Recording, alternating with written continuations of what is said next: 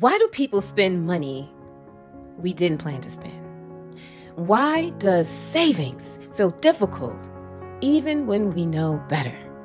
And why do some people feel calm around money and others feel anxiety just thinking about it? What if your bank account is not just financial, but emotional? Most people believe money is logical, but money behavior is emotional. Spending, saving, investing, these are not just decisions, these are nervous systems responses. And here is the energetic truth. Money does not just respond to how much you make. It responds to how regulated you are. Great awakening, magnificent people. I am Jazmian D, and I want to welcome you to the Generational Rhodium. It is the media and healing branch of HWPLP. HWPLP stands for Health, Wealth, Prosperity, Love, Peace. We are a movement-driven investment firm dedicated to building generational wealth through healing, collective economics, real estate, and venture capital. Please take a moment to like, comment, share, and subscribe. It really helps get this information across to the people that it is really for, and that includes you. And thank you so much for watching. Today begins a new series. It is the series entitled The Root of Wealth is Wellness. So let's get into this.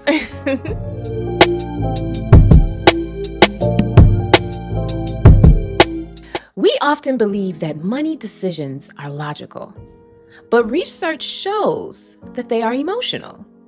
The Journal of Consumer of Research in 2008 found that people don't spend based on their knowledge. They spend based on how they feel. Some people feel pain, so they spend money. Others feel almost none, so they don't spend the money. So overspending is not always a lack of discipline. It can be just a lack of emotional resistance. And understanding is not always wisdom. It can sometimes just be fear. The American Psychology Association did a study in 2002 on stress in America. They found that money is one of the top sources of stress. And when we are stressed, our ability to think clearly, it declines. We stop planning long term, we stop making grounded decisions, and we act to relieve the feelings that we have. Another research was published by the Frontiers of Psychology in 2019. It found that when people cannot regulate their emotions, they make more impulsive decisions. And not because they want to, because they are trying to feel better. Please comment below if you feel that these relate to you and how you look at your spending. And let us know, how are you spending? How are you standing up? Are these statistics really aligned with who you are? Because when we're spending, we feel relieved. And we also are doing this avoidance to protect ourselves from the emotions that we might be feeling. And money is not just focused on the emotions. It can be even deeper than that.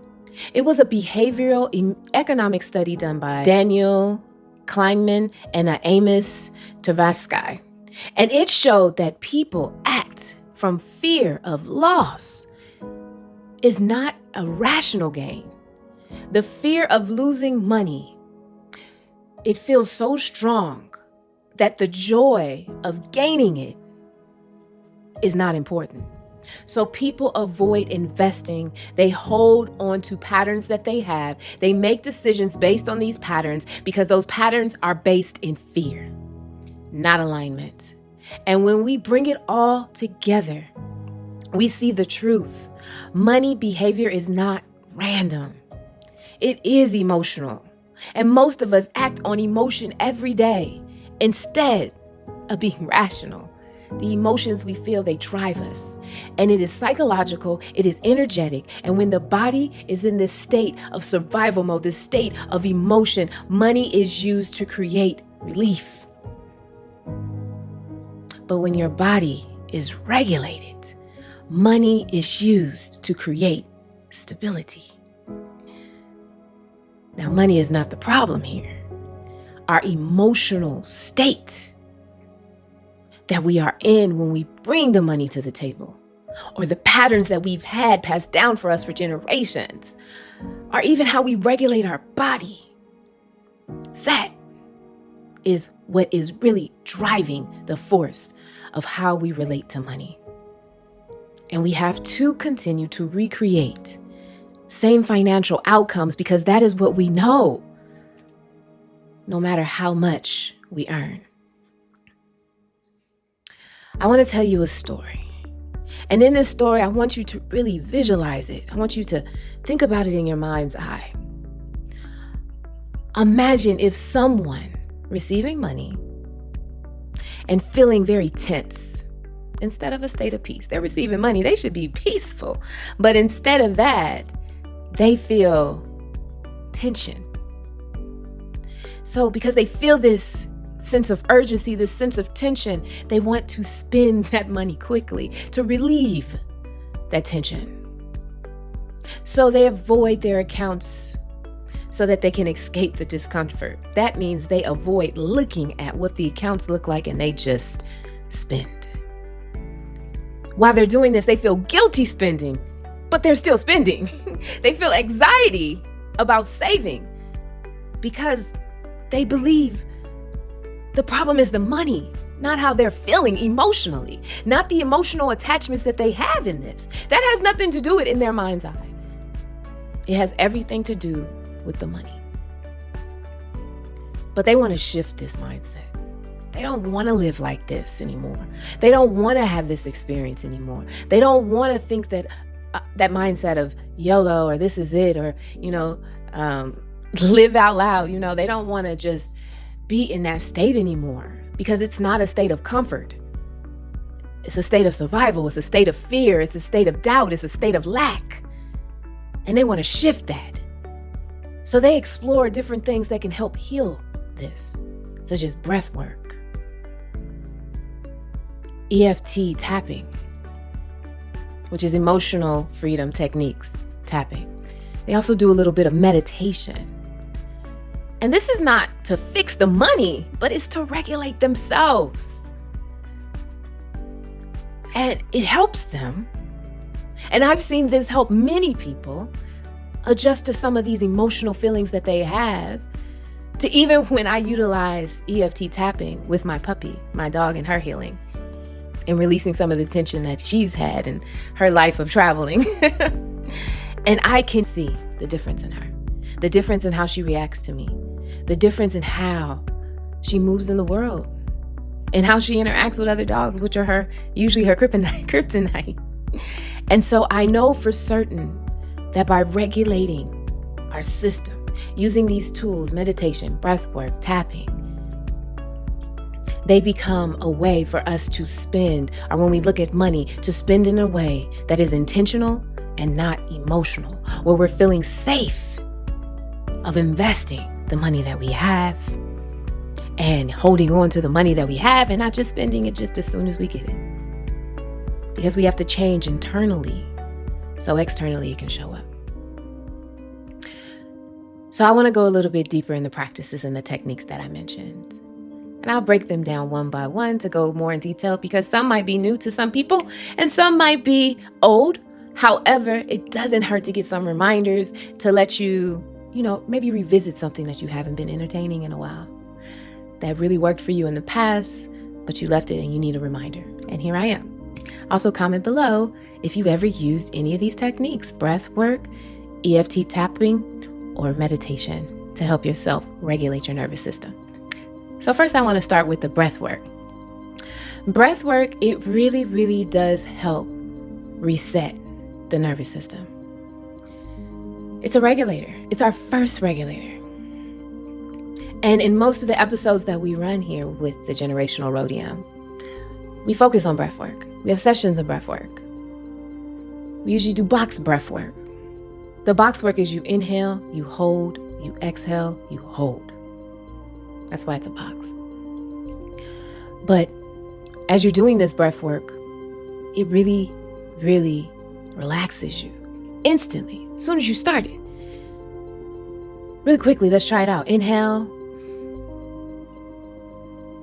hold, exhale, hold.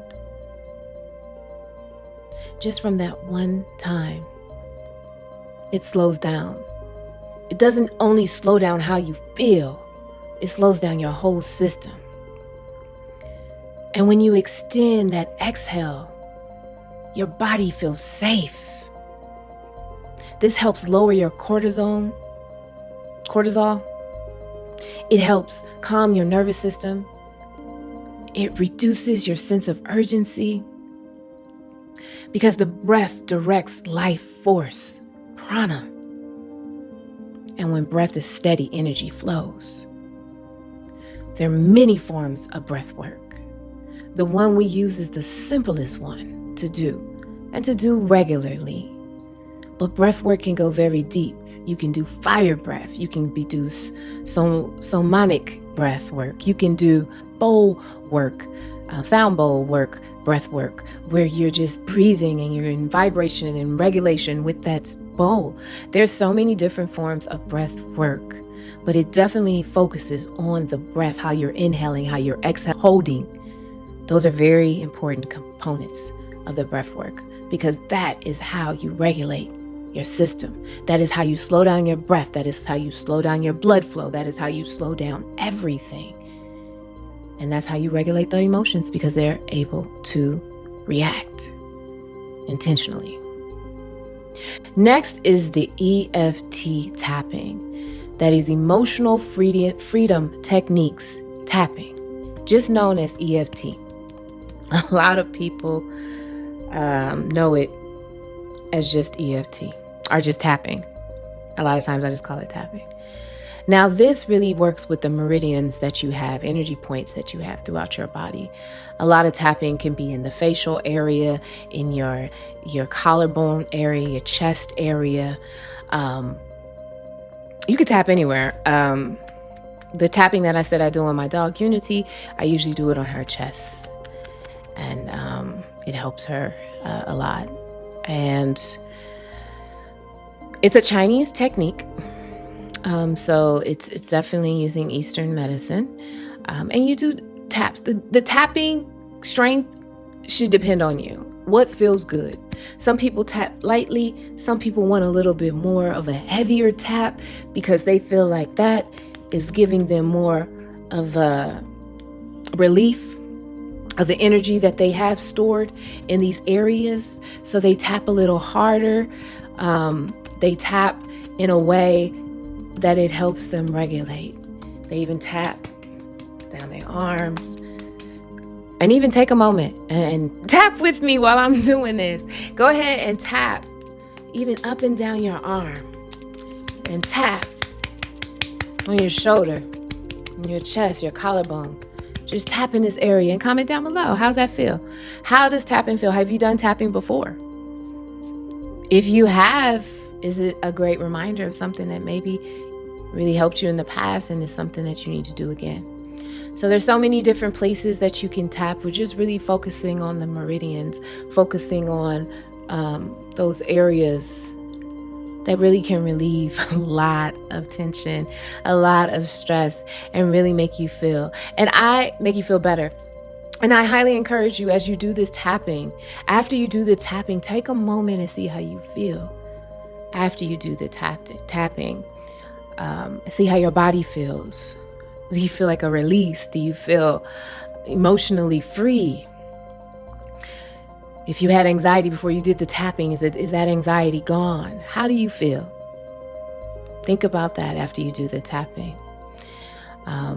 And because when you're tapping, you're clearing energy. As I said, you're letting that energy that might be stuck or stagnant. I'm a Reiki master as well. And with Reiki, we don't necessarily touch, but we still shift energy and allow that energy to move.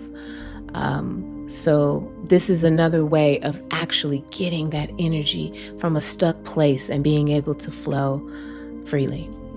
Lastly, I want to talk about meditation, and this is where you create a stability in yourself.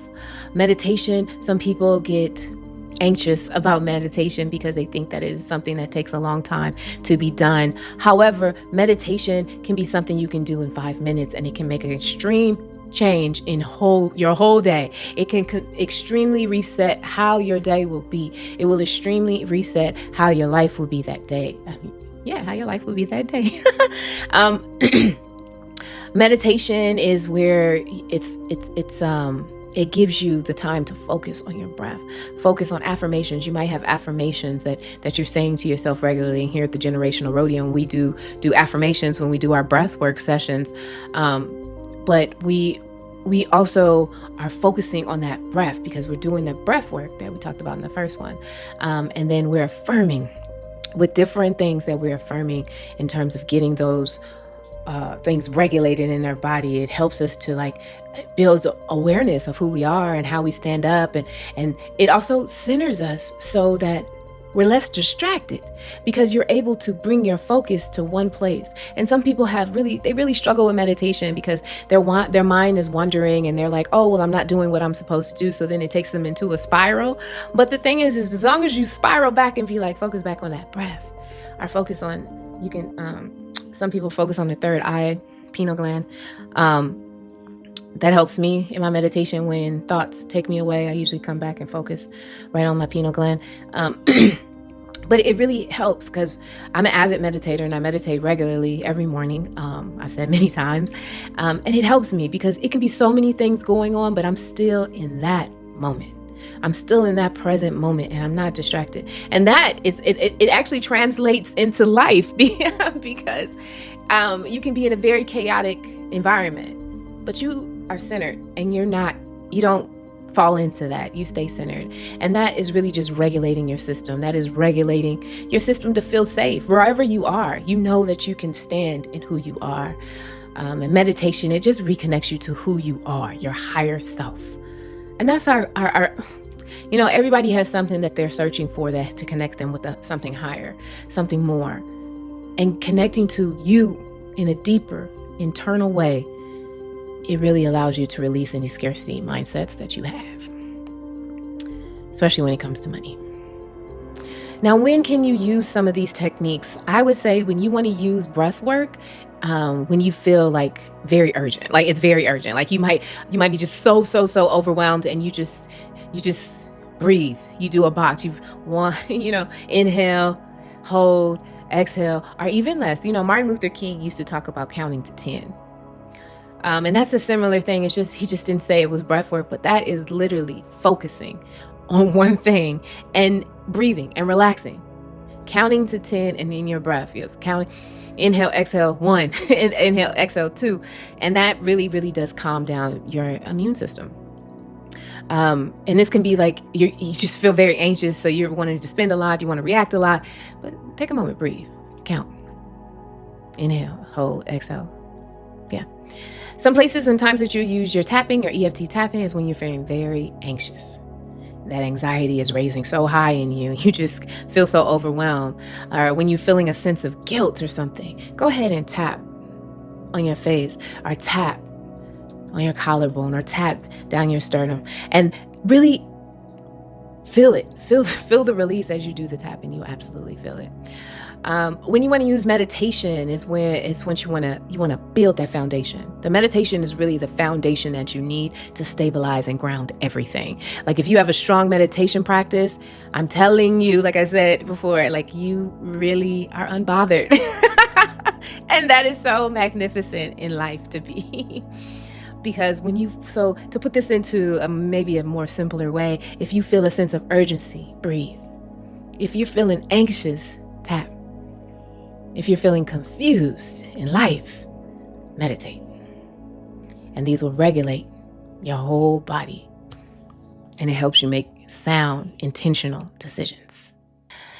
I want to give you some tools to help you put these things into your regular practice, or some tools that can, make this create a form of your practice. The first tool that I have is a financial pause ritual.